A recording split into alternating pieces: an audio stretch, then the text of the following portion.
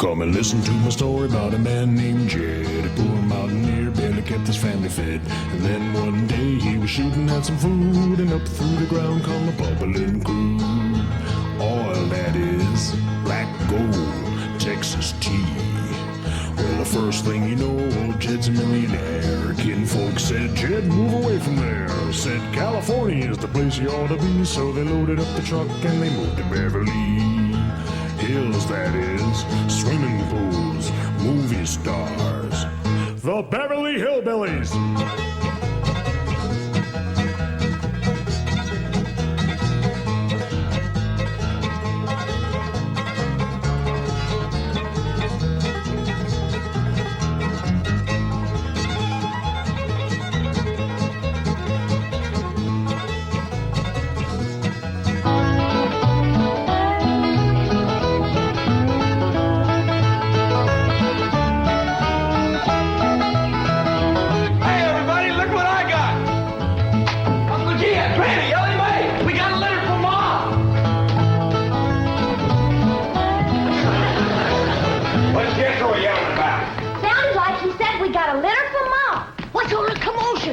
Elly says Jethro says Pearl sent us a litter. A litter of what? Did you hear what? No, but I bet you it's kittens. Kittens. Pearl's always trying to give away kittens. Well, there y'all are. Where's the kittens, Jethro? What kittens? Didn't your ma send us some kittens? Just a minute. No, just a letter. Jethro, how could you think that kittens would... Well, come on, sit down. Let's hear what Pearl's got to say.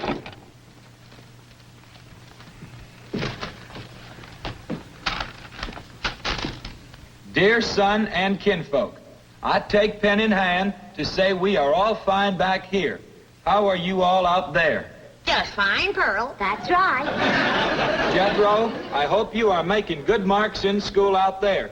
Ma thinks I'm going to school. Are you in the 5th grade like you would be here? Doggy, Jethro, I clean forgot about putting you in school. We're going to have to get you started today. Can I go too? Well, now, I think Miss Hathaway's got plans to put you in some girls' school. Can I go too? Jethro, I just said it was a girls' school. That's why I want to go. I like girls. I don't. Let's get finished with the letter. After that, we'll take care of school. Your sister, Jethro, had a narrow escape. A city dude tried to take advantage of her. What does that mean, Paul? Well, that's, well, Granny will explain that to you later. Tell us more about the city dude, Jethro. His name is Jasper He. Jasper He? That's a funny name. Oh, there's a dot in there. His name is Jasper. He wears patent leather shoes and spats on them. Don't sound too neat, does he? He seen your sister at the cabin when I went there to keep an eye on it for Cousin Jed. I know what Pearl went there to keep an eye on. Mr. Brewster. Well, now, Granny, Pearl's a widow woman. She got a right to look. I ain't knocking it. I got my eyes open myself. At first, I thought the city dude worked for Mr. Brewster, so I drove back out to the cabin to give him a piece of my mind. I could put a bug in that Mr. Brewster's ear. Look out for feathers. Feathers? The more Pearl has her eye on a man, the more feathers she sticks in her hat. That's right. 3 and 8 came in flowing 2,000 barrels a day. And it looks like the new strike's going to be even better. There's no doubt about it. This is one of the richest pools we've ever hit. Yep, everything from here is good news.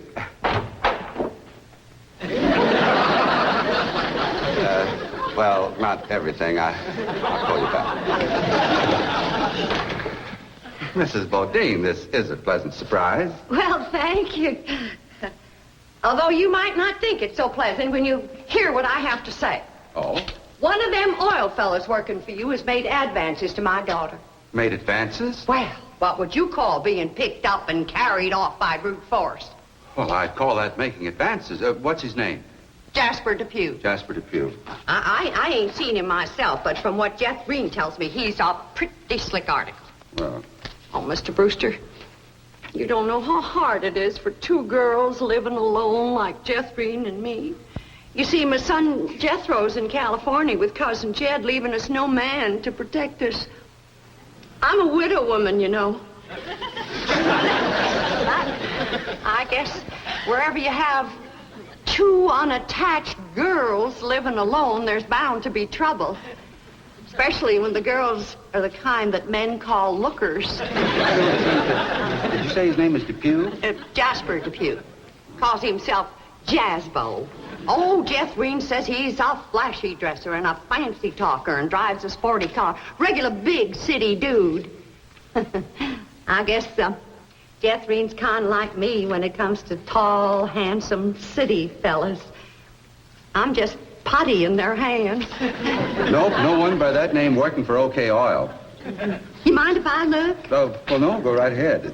I'm bound and determined to find the rascal that trifled with the affections of my sweet, innocent, helpless baby girl. Ma! Jethro, I thought I told you to stay in the buggy. I seen Jasper Depew coming. Here? Yes'm. Oh, well, thank goodness we got Mr. Brewster to protect us. Oh, there he is. Mr. Brewster throwed his arms around me and held me in his strong embrace. What's an embrace, Paul? Well, that's when folks kind of twine their arms around one another. You mean like wrestling? It's sort of like wrestling, except they ain't mad. It's like wrestling for fun. Yeah, I reckon you could see that. Then we heard a knock on the door, and we knowed it was Jasper He. Better look for that dot again. Oh, yeah. We knowed it was Jasper.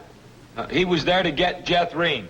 Her beauty had set his heart to burning with flaming desire. What's flaming desire, Paul? Well, Granny will explain that to you later. Well, I'll try. But you're sure counting a heap on my memory.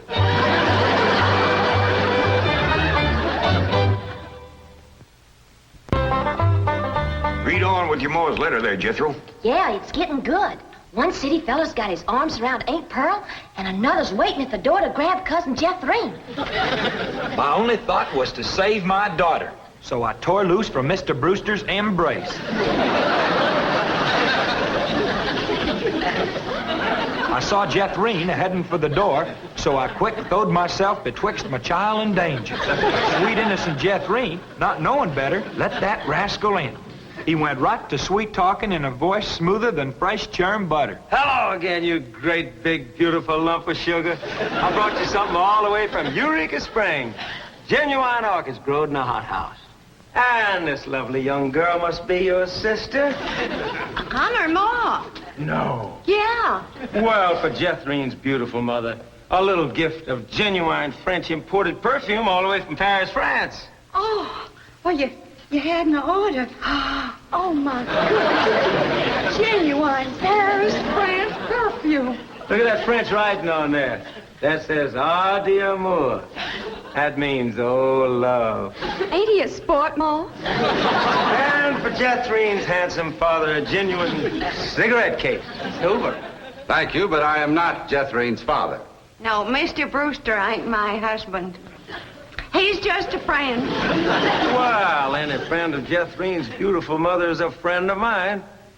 This is from old Mexico and hammered out of solid silver by the Aztecs Indians hundreds of years ago. Well, that brings up an interesting question. Why would the Aztecs make cigarette cases when they had no cigarettes? That is an interesting question. I'll have to ask some of my Aztecs friends about that. Hey, Dog. Remember, ain't she sweet? Well, I've read... Hey, what happened to your orchid? Nothing. I ate 'em already. You mean you ate all them expensive orchids? Mo, you should have spoke for one. They wasn't very filling. She's sweet.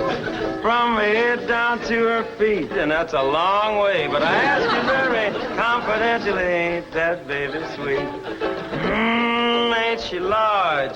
But she gives me such a charge. I ask you very confidentially, ain't that baby large? She stretches out in all directions. I'm in a shout. Lord, that's perfection. Are you with me? Ain't she keen? Well, that's the most I've ever seen. And I'm here to tell you I'm her ding-dong daddy, and she's my queen. And she is king-size, my Jethrine. Lots of mama, my Jethrine. She carries me away.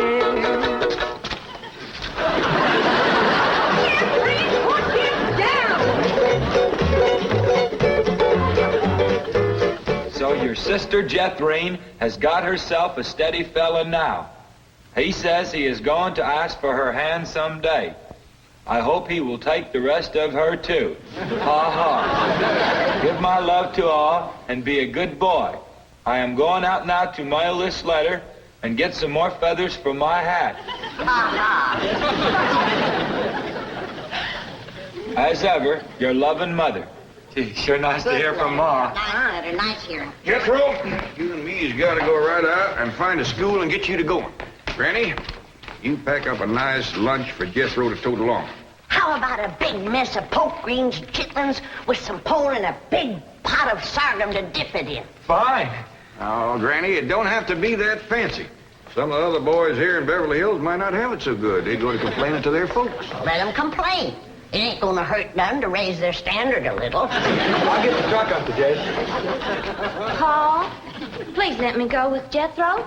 I can help him fight if the big kids in the 5th grade goes to picking on him. I know for sure that Miss Hathaway has got other plans for your schooling. But with Jethro gone, I won't have nobody to play with. Oh, yes, you will. I just remembered something. Mr. Drysdale's stepson is coming home for Thanksgiving. And he's going to be living right next door. And you can play with him. Mr. Drysdale gave me some pictures of him. Here's some pictures of Sonny. That's what they call him, Sonny. He's been going to a lot of schools, and you ought to know some real good games to play. Ain't he something? Yeah, but what? Why, he's a boy. Are you sure? Elly, just because he's wearing... Well, there's Jethro. Now, you keep thinking about how much fun you're going to be having with him right next door. You know, he does kind of favor that movie actor, Rudolph Valentino. Here's Jethro's lunch. I didn't have time to fix much, but it'll hold him till he gets home from school. I got a little surprise in there. I've been saving it for a special day, and I reckon this is it. What is it, Granny? Deviled hawk eggs. Doggies. Makes me wish I was going to school. School,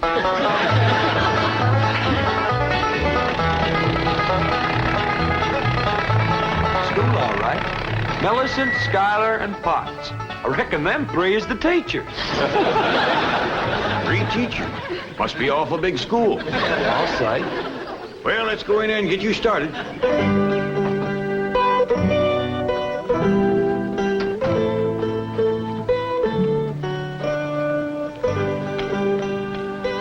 you are.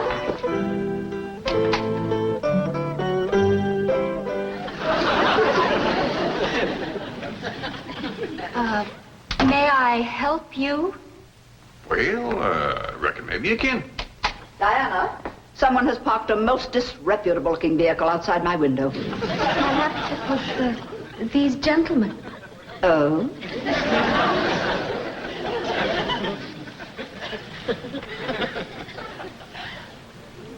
Yes? What is it you wish? Well, I'd like to get my nephew started into school. Here? Yeah, here's all right if you got room for a desk and his lunch basket. My dear man, this is a most exclusive private school. The tuition is quite expensive. Well beyond your means, I'm sure. Does that mean it costs a lot of money? That is precisely what it means. Well, I can pay you if it ain't over $25 million. 25 million? Yes, ma'am, that's all I got. Dollars? Yes, ma'am. In cash. Yes, ma'am. This is obviously a practical joke perpetrated by one of my envious competitors. What is your name? Jed Clampett, ma'am, and this here's... And you expect me to believe that you have $25 million? Well, no, not on me, ma'am, but my neighbor, Mr. Drysdale, he's keeping it in his bank for me.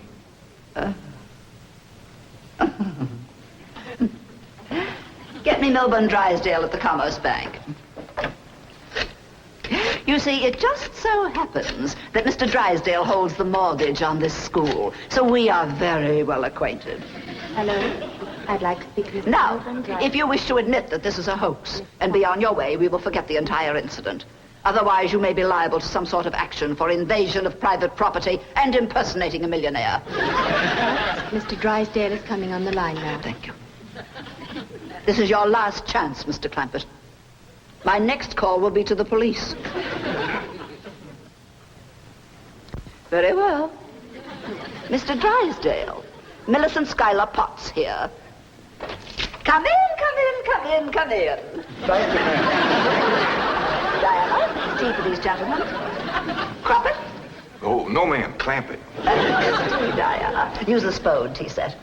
Well, sit down, sit down, sit down, sit down.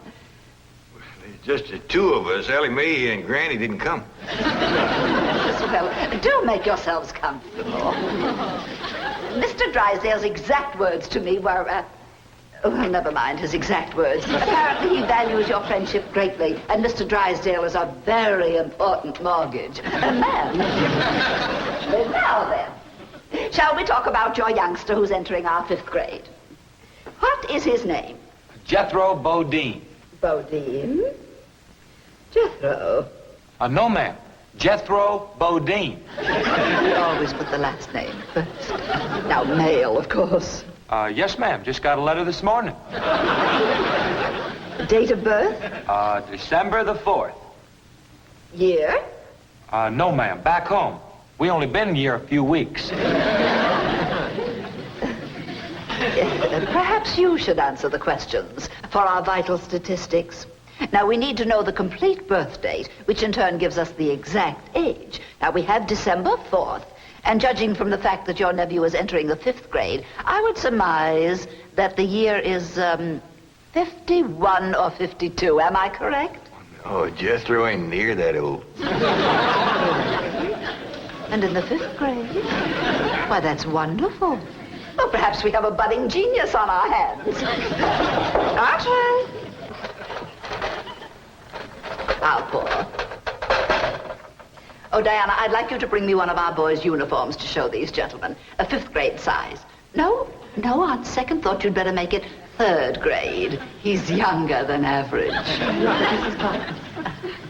We require that all of our students wear identical uniforms. It makes for less friction that way.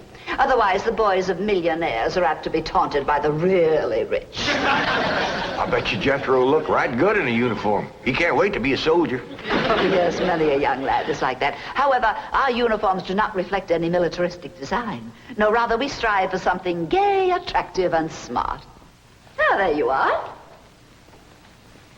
Charming, isn't it? Now, you take this home and have Jethro wear it when he comes to school in the morning.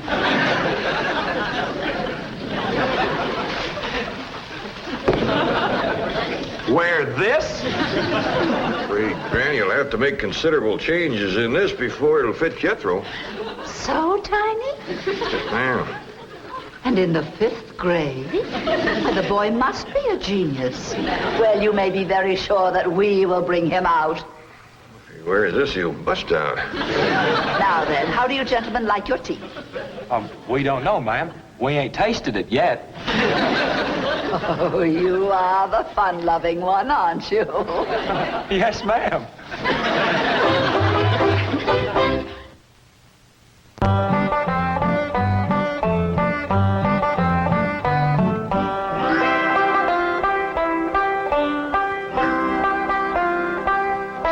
Granny, here's Jethro's school clothes. You want me to help let him out? Oh, well, thank you, Elly, but let's see what has to be done. Maybe they fit him already. That's supposed to be a hat? I reckon so. What's that? Well, Jethro said it stands for Potts. Pots? That's the school he's going to. Pot school. Hell, he'll be learning a good trade. If there's something folks always needs, it's pots. Jethro can make you some dandy new ones once he catches on to it. Who in the Sam Hill is supposed to wear that? Well, Jethro, I reckon. Jethro couldn't have wore that at 3. Paul said it'd take some letting out. Letting out? There ain't enough seams in the whole world to let that out. How's it going, Granny? Are you getting my uniform already? Jethro Bodine? No, Granny. Over to school, it's Bodine Jethro. Elly May, leave the room. Ain't you got no shame running around here in your underpants? Granny, these ain't underpants. They swimming trunks. You wrap that towel around you before I cut a switch. But, Granny, Miss Hathaway says... I don't care who says what. I'll be glad when your ma gets out here to take you in hand and to make you some school clothes. These things ain't never gonna fit. But, Granny, I gotta have these in the morning. It's a rule. All us kids over there's gotta wear these. And that coat, too. Yeah. I sure wish your ma was here with her sewing machine. Pearl's a whiz at making clothes. Now that you're going to be keeping company with Jazzbo Depew, you're going to need some nice clothes. I like the little fella, Ma. I'm glad, Jeffrey. But you got to stop picking him up all the time. He ain't heavy. That ain't the point. It don't look fitting for a girl to run around carrying a fella. All right. I won't pick him up anymore. Till we get married. Why would you pick him up then? To carry him over the threshold. You ain't supposed to carry him. He's supposed to carry... No, that's ridiculous. I declare, I don't know how I'm going to keep you in clothes the way you're shooting up. I start a new outfit, and by the time I get it stitched together, you've outgrown it. My new shoes is already too tight for my feet. Oh, them feet. If they get any bigger, you're going to have to go outside to turn around. My feet ain't as big as Jethro's. Well, of course not. He's a boy. Just think, your brother Jethro's going to school in Beverly Hills, California. Yeah. I'm homesick for to see him, Ma. Me too, Jethro. I'll bet your rich Uncle Jed has Jethro duded up like one of them actors in movie pictures.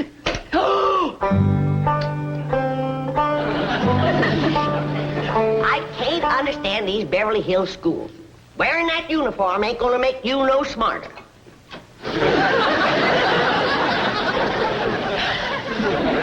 Miss Potts said I had to wear it this morning. And she's the boss teacher.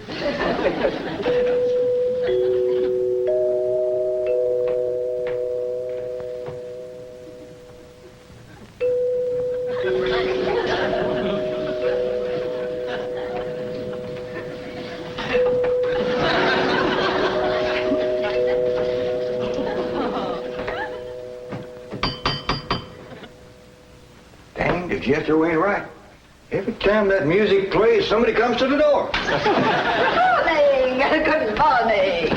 Surprise. Surprise. Good morning, Miss Potts.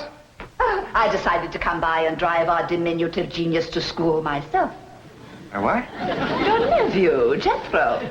Oh, yes, ma'am. Jethro! Come on down here. You got to ride to school. Well, that's mighty nice of you, ma'am. Oh, tut. I'm going to give the boy my personal special attention. I feel that when one... Well, howdy there, Miss Potts. You come to take me to school? Yeah, betcha she is. I want you to be a good boy, make good marks so your ma will be proud of you.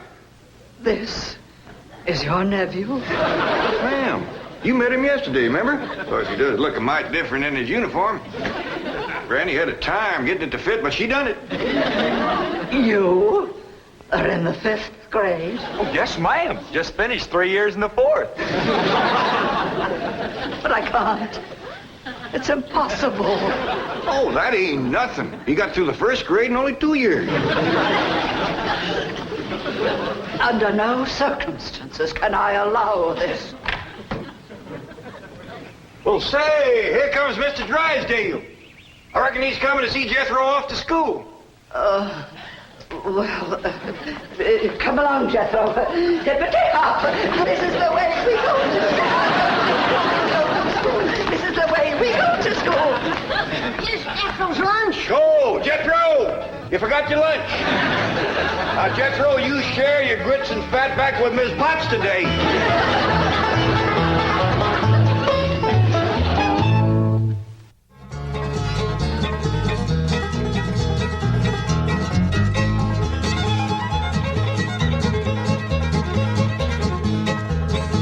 Well, now it's time to say goodbye to Jed and all his kin. They would like to thank you folks for kindly dropping in. You're all invited back next week to this locality to have a heaping helping of their hospitality. Hillbilly, that is. Set a spell. Take your shoes off. Y'all come back now, here.